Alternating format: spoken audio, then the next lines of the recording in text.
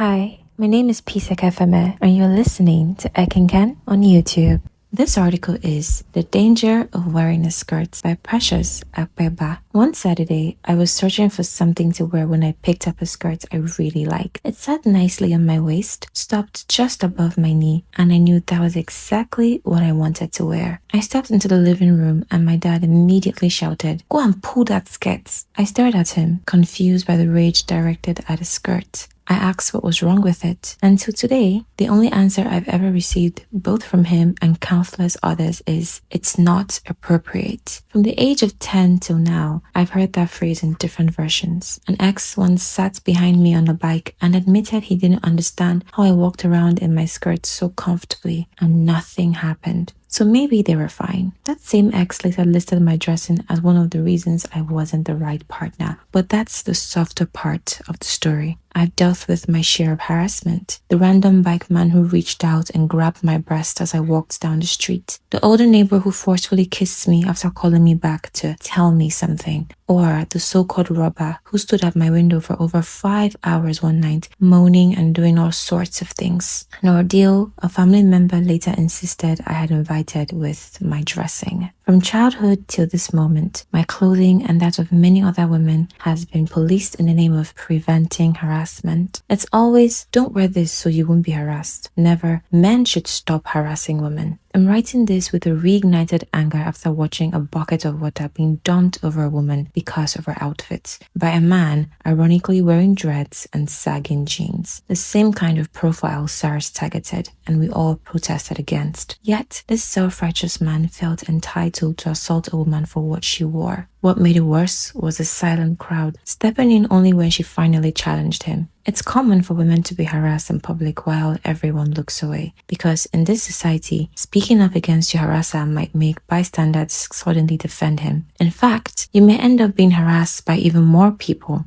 There is no logic behind any of this, just the belief that women must dress decently so as not to tempt men. You think that in a highly religious country like Nigeria, men would at least know how to flee temptation. Speaking of religion, the policing continues in the church. Pastors warn women to stop dressing in ways that may lead men astray. Quite pathetic, considering how easily they claim to be swayed when the same Bible talks about plucking out your own eye if it causes you to sin. I wish they'd stick to that scripture with the same energy. To be a woman is to constantly be reminded that you're somehow responsible for the harm done to you. Nobody tells a robbery victim they shouldn't have been driving a nice car. But a woman who is assaulted will be asked what she was wearing, as though clothing now serves as an invitation to violence. The irony? Even babies aren't spared. Even a 6-month-old girl can be assaulted. There is danger in wearing a skirt the minute you are born and even after death. Since women's bodies aren't always safe, then either. It's saddening, terrifying, and horrific. There are no tips for avoiding harassment here. No fashion advice. Heaven forbid I police anyone's clothing. The point is this: we must refuse the blame placed on the women who have been assaulted. The shame is not ours to carry. We must be safe spaces for the girls and women around us, never making them feel like clothing could have prevented what happened to them.